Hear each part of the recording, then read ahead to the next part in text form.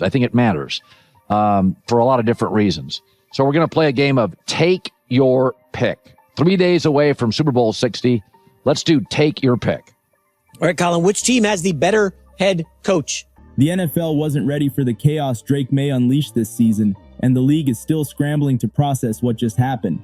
As sources claim, the Patriots entered the year viewed as a rebuilding project, a low-expectation squad still trying to replace the shadow of the dynasty. But the second Drake Maye stepped into the pocket as QB1, everything flipped on its head. The rookie didn't just show potential. He detonated the NFL landscape, torching defenses from week one and turning every analyst prediction into straight trash. I think I'd go Mike Vrabel. I mean, this team, New England, was a mess for 3 years before he got there. 14 seasons as a player, his fourth appearance in a Super Bowl. Again, it's like comparing quarterbacks, both good. But I do think Super Bowl experience at various times in this game does matter. Which team has the better pass catchers in the Super Bowl? I think that's New England. I think they have a mix of young and old. You get Stephon Diggs, you get Hunter Henry, Matt Collins, so you get some veterans. Then you get Kayshon Boutte and Kyle Williams. Williams isn't not getting a ton of touches, but man, he's explosive. They were tied for the fewest drops in the NFL this year. That is, again, coaching. Reports say New England's front office knew Maye had superstar traits, but nobody expected him to start dropping 300-yard games like it was nothing. The combination of arm talent, mobility, and ice-cold decision-making had veterans comparing him to early-era legends. And the most dangerous part? Each week, Maye got sharper.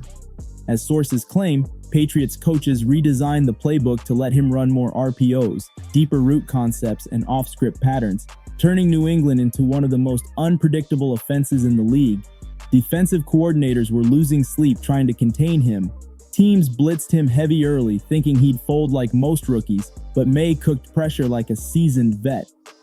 He dodged edge rushers, extended broken plays, and started hitting sideline lasers that went viral every Sunday. Hunter Henry had a great year and finds himself. Seattle can be a little vulnerable to the tight end, maybe a little bit here, especially with the safety being dinged up. So I think New England actually has one of the more interesting receiving groups in the league.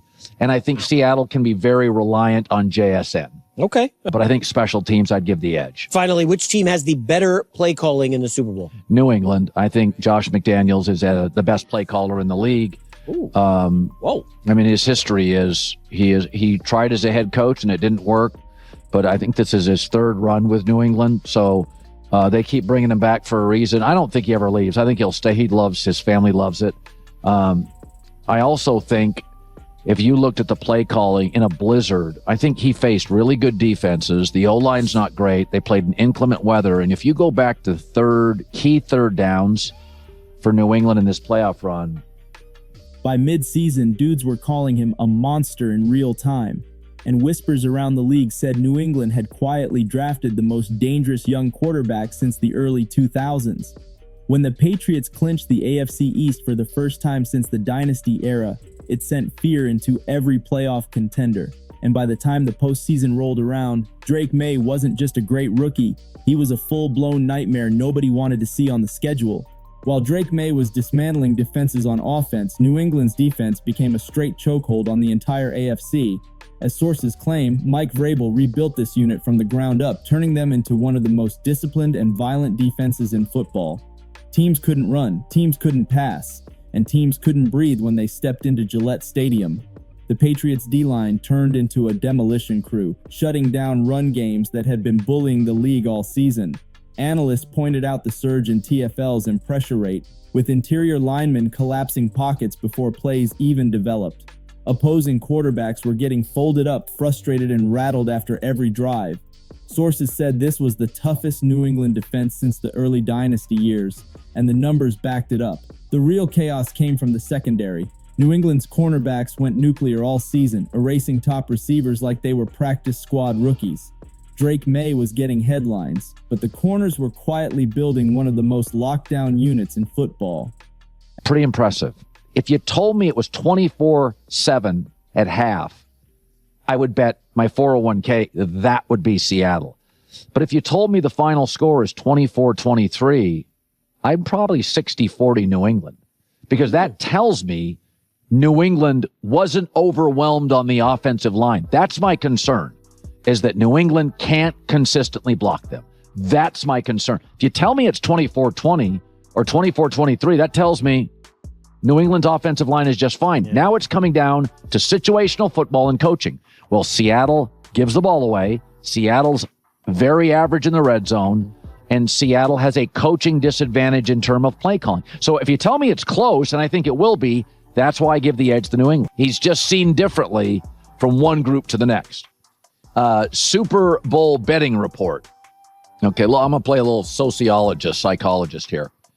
According to the market, as reports claimed, the Patriots were top 3 in the league in pass breakups, contested catches, and red zone denial. Receivers were getting jammed, bodied, and frustrated to the point of arguing with their own sideline. Multiple insiders said the Patriots' playoff run only happened because their defense refused to break when games got tight. In the AFC Championship, Denver tried to bully them with heavy sets, but New England's front seven answered with pure violence, stuffing drives and forcing punts in the coldest moments of the game. With a defense this lethal and a quarterback playing out of his mind, the Patriots weren't just winning. They were dragging teams into the deep end and watching them drown. The AFC Championship between the Patriots and Broncos became one of the wildest playoff battles in NFL memory. Denver marched into Foxborough ready to punch their ticket to the Super Bowl, but Mike Vrabel and Drake Maye had other plans. As sources claim, the Patriots entered that game with a plan so aggressive, so calculated that Denver never caught its breath from the opening snap. The game became a brutal, ice-cold chess match. The weather was brutal. Freezing conditions, heavy winds, the kind of storm that breaks quarterbacks who can't make off-script plays. But Drake Maye thrived in that chaos. His mobility became the difference maker, slipping out of collapsing pockets and hitting sideline strikes that made defenders trip over themselves trying to adjust. Analysts said it was the most mature game a rookie has played in the AFC Championship in 20 years. Denver tried to break New England with power runs, but the Patriots' defense stuffed everything. As sources claim, they held Denver's offense under 260 total yards, something no AFC team had done to them all season. The fourth quarter drive became the defining moment. Maye orchestrated a 12-play march down the field, mixing scrambles, short strikes, and a deep out route that instantly became a top highlight of the playoffs. All Seattle money. $1.76 billion to be wagered legally in this game. 4.5-point favorite Seattle, getting all the money. So what does that tell me? If Seattle loses, there's going to be a lot of angry bettors. And bettors can never look themselves in the mirror and go, yeah, I took the wrong team. I do a segment every Monday called Calling Right, Calling Wrong. Viewers and fans never acknowledge it's them. So they'll blame two people if Seattle loses. Number one, Sam Darnold, and number two, the officials. It could be both. It'll probably be one. And so I've said this before. If Drake Maye loses, crickets. If Darnold loses, because all the Darnold critics now, you don't hear a peep from them after the LA game. They've all disappeared. It's like there's a power outage in America. No anti-Sam Darnold takes. They'll come flying back because they bet the Seahawks if they lose. And for all you people that believe the NFL is rigged, then you're a sorry lot. It's been a bad season for you. Patrick Mahomes did not make the playoffs. Lamar Jackson did not make the playoffs. Joe Burrow did not make the playoffs. Star quarterbacks. Josh Allen did, and then lost on a controversial play. Yeah, the league was rigging Jarrett Stidham and Bo Nix to advance. Both New York teams are unwatchable, yet the Jags made the playoffs, and so did the Panthers. And oh, by the way, the two biggest brands, Cowboys and Packers, you could even argue the Steelers. Vrabel's sideline intensity matched the moment. He coached like a man possessed, calling blitzes at unpredictable times, forcing Denver into desperation mode. And when the Patriots sealed the win with a clutch defensive stand in the final minutes, the stadium erupted like the dynasty had returned from the grave. Once New England punched their ticket to Super Bowl LX, the mood of the league shifted instantly. Analysts started saying what fans had been whispering for weeks: this feels like destiny. As sources claim, the combination of Drake Maye's unstoppable rise, Mike Vrabel's ruthless leadership, and the Patriots' killer defense created a storm no NFC team wanted to deal with. Media platforms reported that multiple NFC coaches were openly hoping the Rams would beat Seattle because New England is a problem nobody wants in a championship game. But Seattle pulled through, setting up a Super Bowl showdown that had every analyst split. Some argued Seattle had the better roster. Others claimed their coaching edge was real. But all those takes fell apart once game prep footage leaked, because Drake Maye was operating like a fully formed superstar. As sources claim, Vrabel increased Maye's freedom dramatically during Super Bowl week, giving him full authority to audible, adjust protections, and shift the tempo at the line. That level of trust for a rookie quarterback had reporters stunned, but teammates said Maye handled it like he'd been in the league for a decade. Practices were described as military-level intense, with New England sharpening every route, every blocking scheme, every defensive adjustment. The Patriots weren't preparing to compete, they were preparing to dominate, and the energy around the facility reflected it. According to insiders, players were saying, "We know who we are now," and it created a terrifying momentum storm rolling straight into the biggest game of the year. The NFL wasn't just nervous, it was panicking. A rookie had turned New England into the most feared team in the league, and the Super Bowl only made everything louder. Heading into Super Bowl LX, the narrative was clear. New England wasn't a fluke, a rebuild project, or a lucky playoff run. Drake Maye and the Patriots were the most dangerous team in football, and every insider with a brain knew it. Cowboys didn't make the playoffs. Packers bounced early. Steelers humiliated in the playoffs. So a bad year to believe the NFL is rigged.